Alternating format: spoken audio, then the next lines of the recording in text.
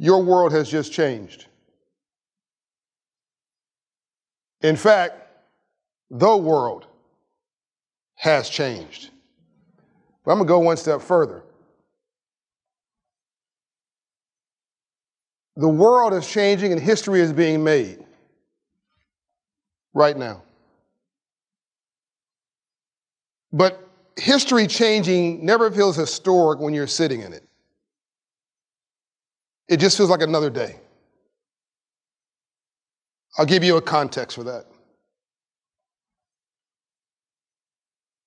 When Dr. Martin Luther King Jr.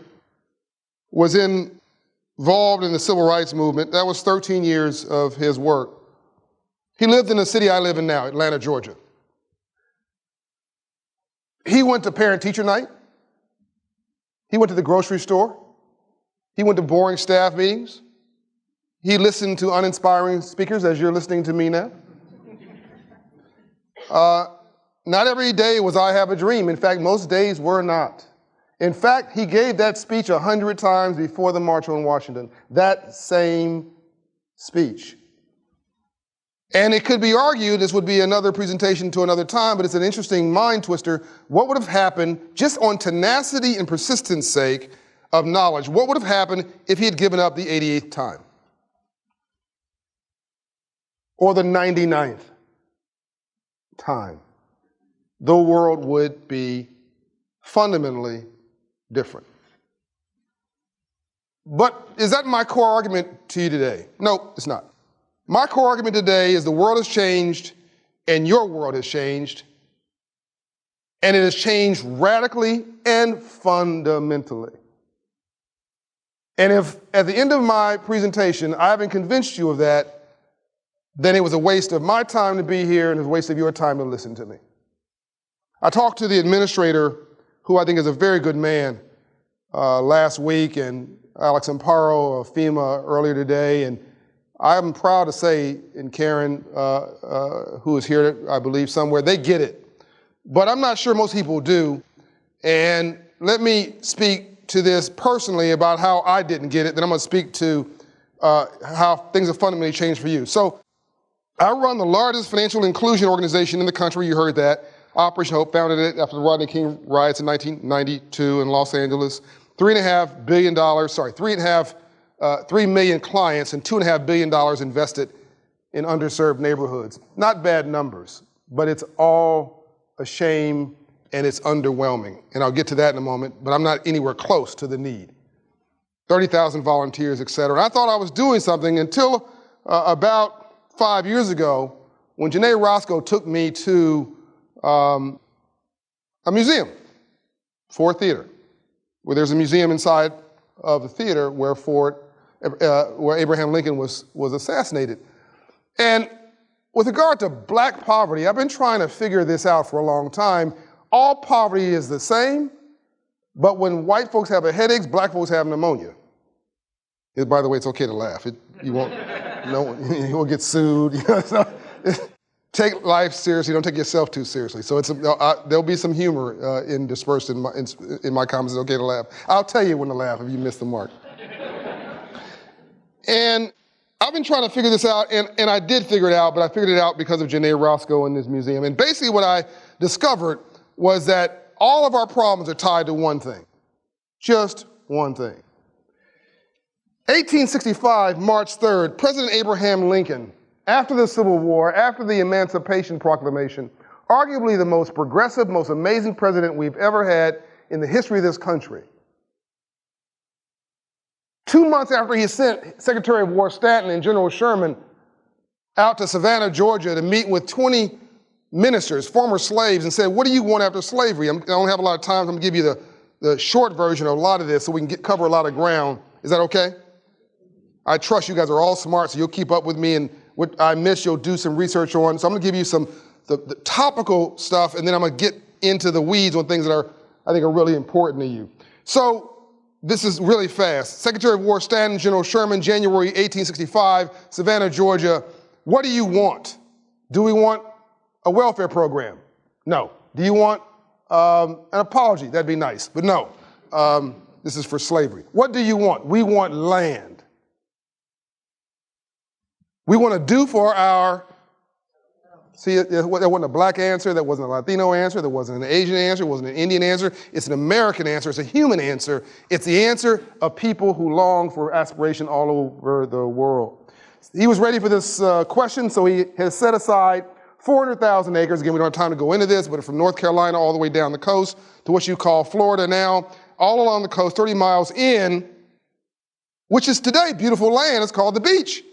And everybody would love to have beachfront property today, but back in 1865, this was pretty crappy land. Because how did you make your money in 1865? It was as in the agricultural pursuit. It was a farmer. Well, you put your crops in the sand, and tomorrow morning your crops in Jamaica. So, that was funny. Okay, I'm gonna help you out here. But did they complain about it? No, no Snapchat, no Facebook, no Twitter, no cell phones, no nothing. Somehow they got the memo, and a month later, 1,000 former slaves took to the land and tilled the soil and impressed General Sherman so much, he said, my God, they're so industrious, give them a mule. Some of you know your history. That's 40 acres and a mule. That was January and February. In March 3rd, 1865, President Abraham Lincoln sat at his desk and signed a piece of legislation called the Freedmen's Bureau Act. The Freedmen's Bureau Act created the Freedmen's Bank. Freedmen's Bank's mission, quote, teach freed slaves about money. Let that sit in for a moment. Arguably the most progressive president we ever had thought the most important thing he could do after the worst land of war of Americans against Americans, brother against brother on American soil, was basically to teach former slaves financial literacy. The bank was created, 52,000 former slaves $52 million of 73,000 former slaves deposited in this bank. It's $100 billion today, making it one of the top 100 banks in America today, top 50 banks actually. Frederick Douglass, who you know is an abolitionist, I know is a businessman. He owned property in Baltimore and property here in Washington, D.C., which is why he had the freedom to go to pursue his civil rights agenda. He ran the bank after Lincoln was assassinated, who was assassinated the next month. Lincoln started the bank in March and was killed in April. And by the way, he put in on U.S. currency the same day, "In God We Trust," the same day. Lincoln gets killed. Frederick Douglass runs the bank. The bank is game because Lincoln was not around to protect it. And it was said the failure of this bank did more to set free slaves back in America than 10 more years of slavery. Now, am I going to go through 150 years of slavery and history and all that stuff? And you're saying, what does that have to do with you? The answer is no to all of that. We don't even have the time for it. Unfortunately, I don't, because I can fast forward like that and bring you up to 1968, which is the first time anybody ever talked to black people about money again. And it wasn't a banker or a capitalist. It was Dr. Martin Luther King Jr. And he said in 68, you cannot legislate goodness, you cannot pass a law to force someone to respect you. The only way to social justice in a capitalist country is economics and ownership. That's a quote you don't hear about Dr. King. By the way, he was mobilizing all poor people around poverty, and there are more poor whites in America than poor anybody else then and now. Here's my premise as we go up to this day today. 35 million black people never got a class in capitalism. Let that sit in for a moment. Neither did my white friends in rural white America. Neither did most middle-class people today of any race. So whether you're white, black, red, brown, or yellow today, you want to see some more green. Or are you just financially independent? You're independently wealthy. I'm not talking to you, obviously. How many folks here have too much month at the end of their money? Oh, just me. See, I'm from the black church. I'm used to seek and respond. I'm actually talking to you.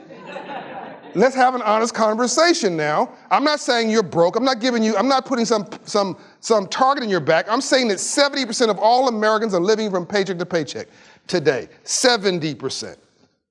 64% of all Americans don't have $500 saved. 64% don't have $500 for an emergency. I'm going to say this, I'm going to ask this once again. I don't care how much you make, you can spend it. You can make $100,000 a year and still spend $101,000 a year. Can I get an amen? So how much of you, aspirationally now, not literally, have too much month at the end of your money? I mean, I can wait here all day until you're honest with yourself. So you're telling the folks who are not raising their hands, you just have cash coming out of your ears. You just are cool. You got 2 Rolls Royces, 3 homes, and it's more money you can imagine. Okay, well, you'll have that conversation with yourself and your CPA later. As for me, I never have enough for all the things I want to do. My point here is that it's not that poor and struggling families got the memo on money and screwed it up. They never got the memo. And what I'm going to show you very quickly now, I'm going to run through this real quickly, is that, so this was my aha, that poverty has nothing to do with money. With the exception of sustenance poverty, which is a roof over your head and food on your table. Every other poverty is mental. So let's go to this very quickly. Half of poverty in the world, irrespective of race, low self-esteem and low confidence in yourself. If you don't know who you are by 9 in the morning, by dinner time, somebody's going to tell you who you are. Try driving your car without confidence. Try raising your children without confidence. They will run over you. Can I get a parent to say amen? Are you guys alive? Are you awake down here?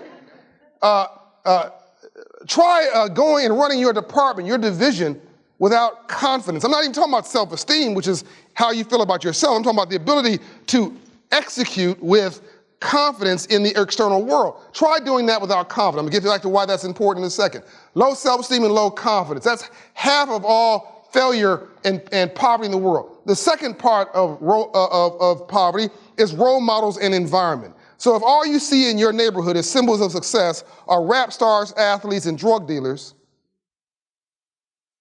why is anybody surprised that kids in that neighborhood want to grow up to be a rap star, an athlete, or a drug dealer? Actually, it's good common sense. You're modeling what you see. Environment. We don't have a lot of time, so I'm going to do this quick. Environment basically means if you hang around 9 broke people, you'll be the 10th. I'm giving you guys my best stuff, and it's unbelievable. Then you have aspiration. Aspiration is a code word for hope. The most dangerous person in the world, listen now, is a person with no hope. That leads to opportunity. But if you have low self-esteem and low confidence, crappy role models and a crappy environment, you don't have a lot of aspiration, no hope. You see the glasses half empty, not half full. You never leave your porch.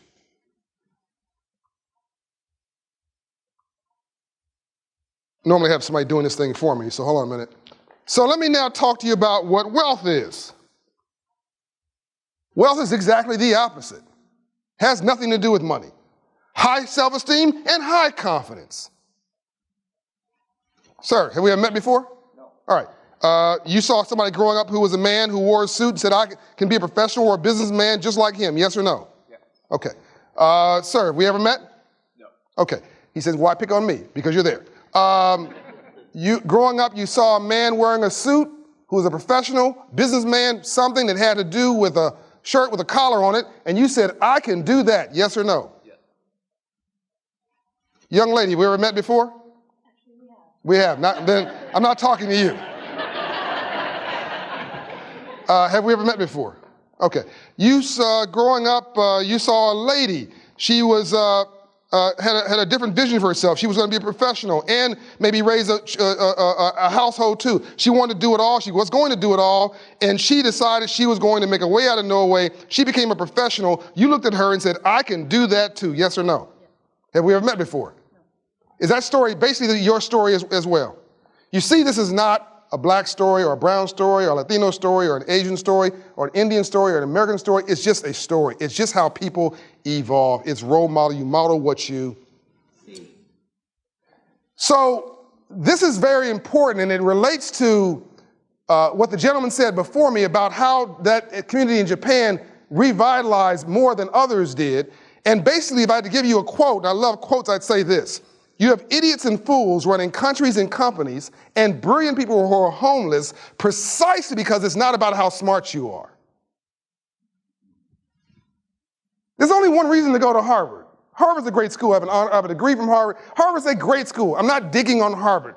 But you don't pay 5 times more to go to Harvard than a state university because you're going to end up 5 times smarter. You do not. You only pay 5 times more to go to Harvard for one reason. The class of 2018 is going to hook each other up for the next 40 years. That's the only reason. This is the memo, people. It's what people never taught you about wealth, power, success, how it works in the world. And here is your memo. You are the new economic development czars in every community you operate in. You are putting a pop of unscheduled economic activity after every disaster, because rainbows only follow storms. That's not just nice theory, it's actually scientific fact that you literally cannot have a rainbow without a storm first.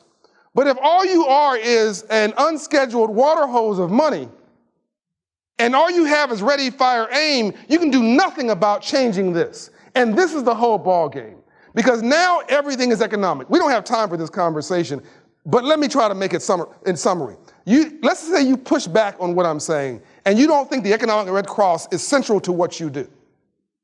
I'm going to say to you that we're central to everything you do. You cannot go through your day. You cannot get through your morning. You cannot go to sleep at night without having a financial transaction. Help me out here. I'm going to do this quickly. This morning you brushed your teeth. Was that a government-issued toothbrush? Okay, somebody paid for it, right? Okay, the alarm clock went off. Today it would be a cell phone, right? That was not a government-issued cell phone, it might be in some cases here. But somebody in your house bought a cell phone. Okay, all right. Help me out here. You slept on a pillow and a mattress that you bought. You're in a house that you paid for, whether it's a mortgage or whether it's rent. You got in your car, you drove to the office that probably has a car note on it that you're paying for. You stopped and got community socialism gas. No, you didn't get communism gas. You had to pay for the gas, right? I mean, you love your children. And unless you have a grandmother at home, you have to pay somebody to take care of those interestingly behaved children. From the time you get up in the morning to the time you go to bed at night, it's a series of financial transactions. Even that parking meter outside of this building, an inanimate object, understands capitalism better than we do. But no one's teaching it. What's the number one reason why communities don't recover? Economics and poverty. What happened in Hurricane Katrina? We sent all those debit cards. I don't know if you remember this. We sent all those cards to a state that was financially unbanked. And then when they got a hold of the money, because they were financially illiterate, no matter how nice they were, they went and did interesting things with the money. We don't have time to get into these stories, but it will break your heart. But it's not just about poor people.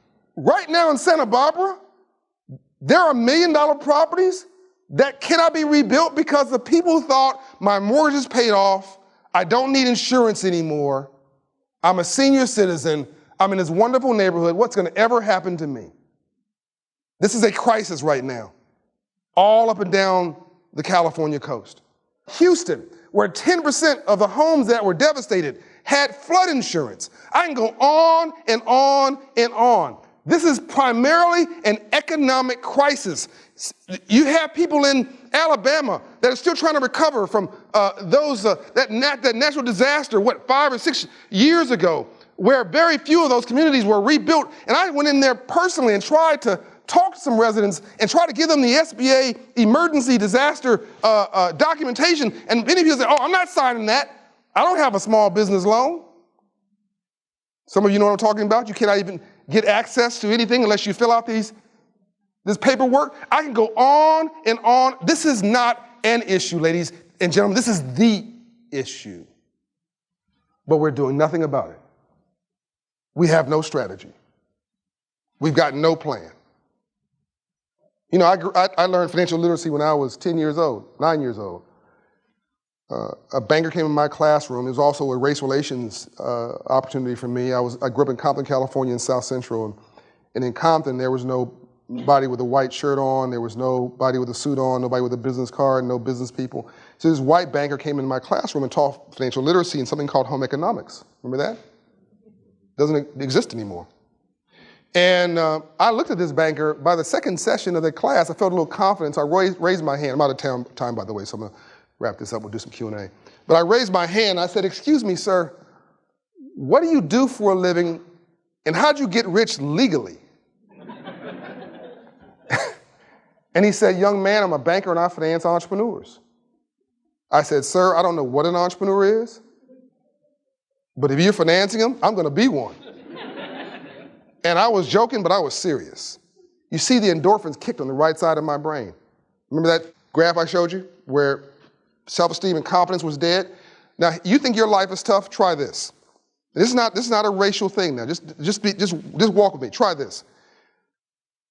You were enslaved for 350 years. You were told you aren't anything. You have no value. Your mama was told she didn't have any value. Your daddy wasn't told they didn't have any value. Somebody was raped in front of you who was related to you. You could do nothing about it. 100 years after that, you had Jim Crow to 1970. Not 1870, 1970. How's your confidence and your self-esteem? I think that 70% of black people are clinically undiagnosed depressed, and that's the only stat I don't have a fact for. Everything else is fact-based. This is my gut. Because you'd be depressed too. I tell my conservative white friends the same example, and I ask them, if you went through half of that through half the time, wouldn't you be crazy too? And every one of them say, absolutely yes. It's not a racial thing. This is just simply 2 + 2 = 4. So if you think you're having a bad day, try going through life with the opposite of this in your pocket and in your soul. And you kind of go out in this world and operationalize yourself. And then you don't have financial literacy. So look, the communities that I'm concerned about have a check casher next to a payday loan lender, next to a rent-to-own store, next to a title lender, next to a liquor store. And before you say that's a black neighborhood, I'll tell you that's also a white rural neighborhood. Same neighborhoods you serve. They were in a crisis before your disaster ever hit. Did you hear that? They were in a crisis before your disaster ever hit. And their problem is a number. It's a 500 credit score neighborhood. Not a racial issue, not a political issue, not an urban versus rural. It's 500 credit scores. Every problem in our country is a 500 credit score neighborhood. I can get it down to a zip code. By the way, 700 credit score neighborhoods don't riot. That was funny. It was funny and it's factual. Literally, there's never been a riot in a 700 credit score neighborhood in all of America's history of any race, because 700 credit score neighborhoods don't want to riot, they want to go shopping. So my mission now is to move credit scores 120 points in 24 months. We're doing that at Operation Hope in normalized environments, getting those at GDP up, getting that economic energy up, getting that confidence up, that self-esteem up, the competency up, changing the role models, changing everything in the endorphins on the right side of their brain so that kid or that adult can decide that I can do anything. I don't have to just go get a job, I can create a job. It's also how you create communities. And what would happen if your economic development, your emergency disaster recovery dollars had a dual purpose? I'm done.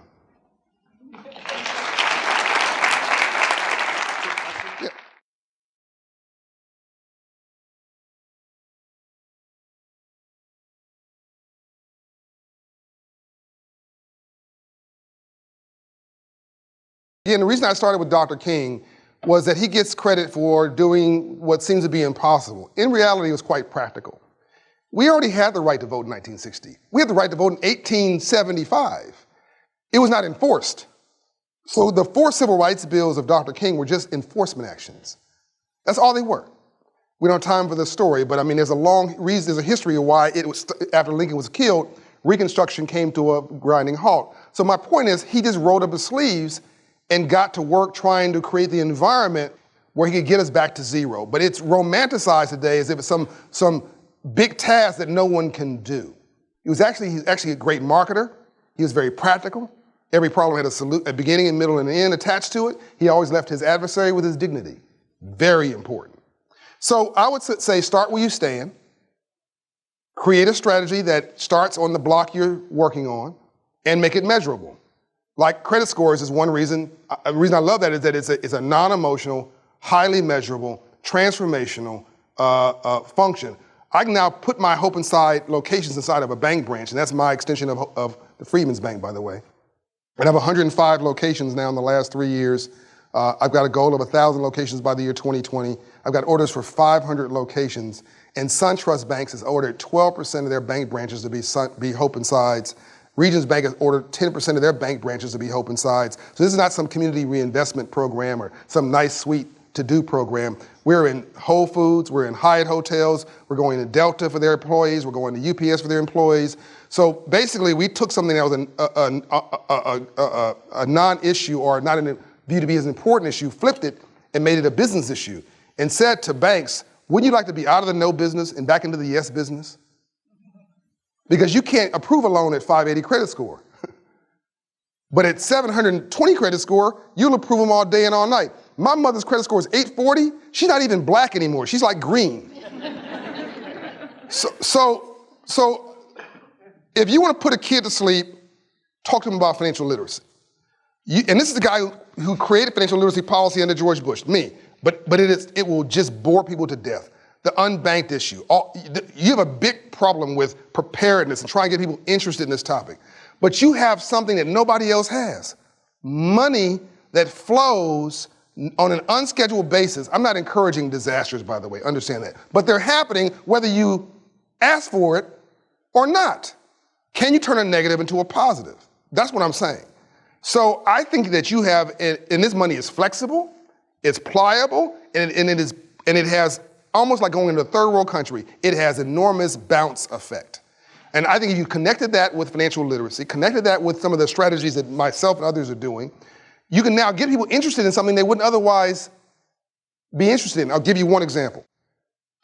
The earned income tax credit. I don't know if anybody in here knows of this. Okay, if you don't, forget everything else I said, I just helped you with your budget. Now, I want you to go back to your community and you hold a community meeting and you say, does anybody here know what EITC is? They say, no, what's that? You say, I just gave everybody in here a raise. Because anybody who makes $53,000 a year and works, the government owes you a check.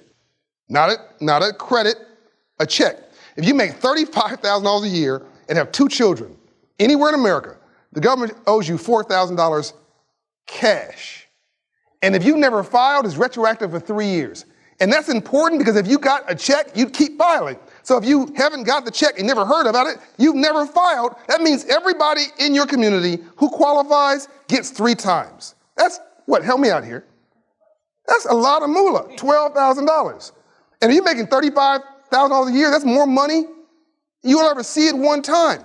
And you can combine that with the $2,000 in FEMA money, plus something over here from the Red Cross.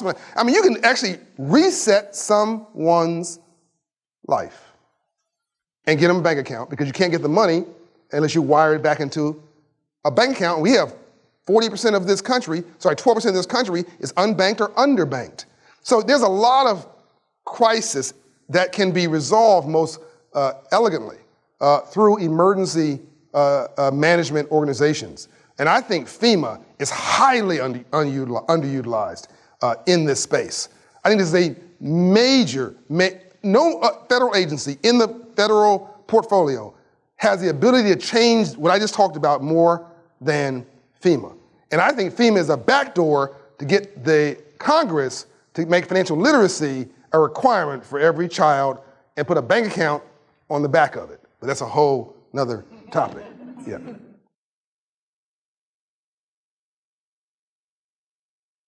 2 points. One, that's mostly for third world countries. And it is extremely effective, particularly when it comes to giving dignity to women, giving women the dignity they deserve, because most of that microcredit is lent through women, and they have an incredible repayment ratio above 97%. But third world countries operate differently than first world countries. That's the first point. The second point is, I don't like it. And I don't like it because it encourages a differentiation between the microcredit recipient and you and me. Notice I said you and me, even though we're supposedly different, I think we're completely profile-wise the same. I don't want somebody getting a microcredit. I want them to get a dang on bank loan. I want them to get a bank account. I want them vertically integrated in the same system that we are. So what I've done is not create another system for poor people. I've created a vertically integrated system where you just simply migrate in steps from here and you feel like a big boy or a big girl every step of the way and have the dignity associated with that. I applaud them. I just think it's a different model.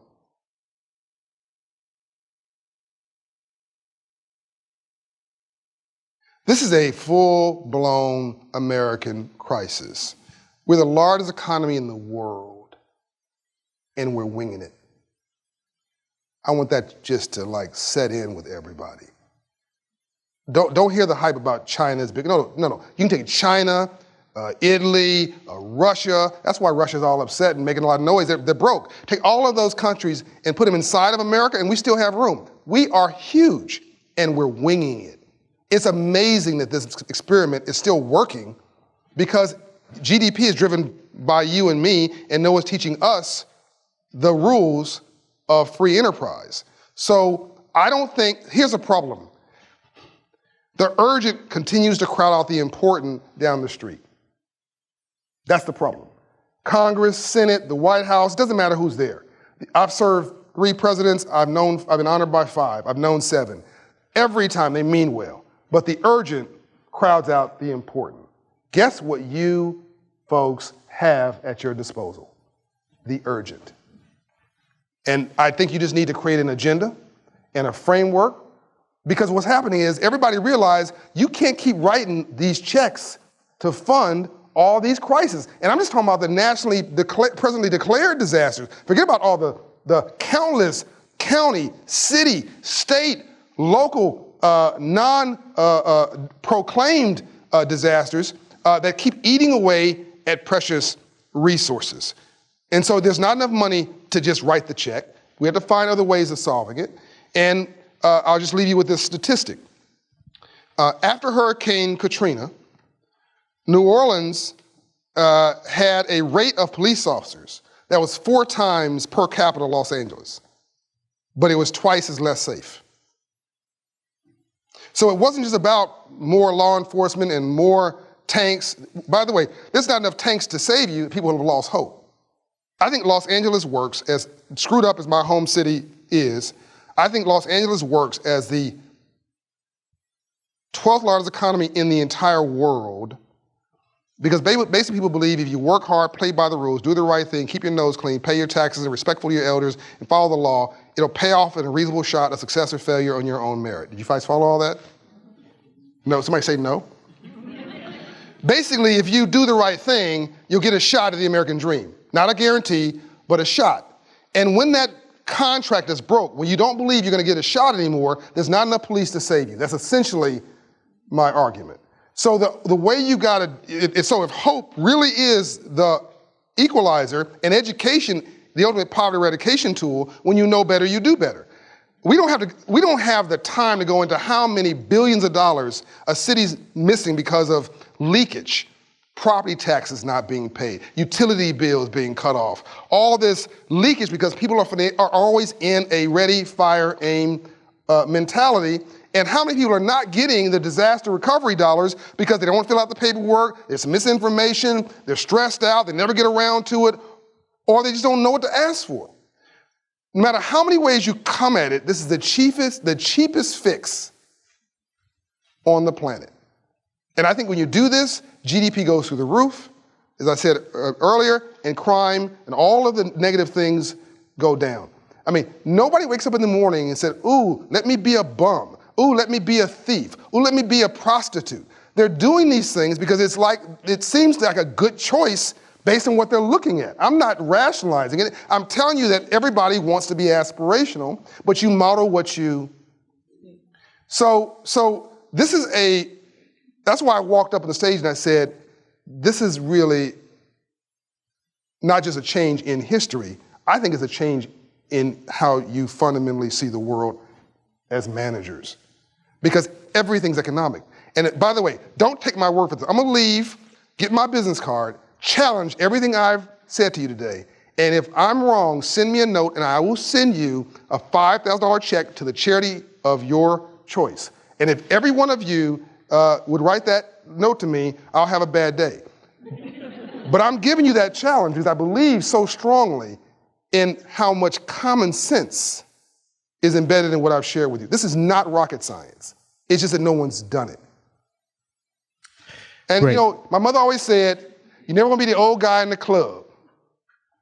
So before you kick me out, I'm gonna leave. Bye. Thank you.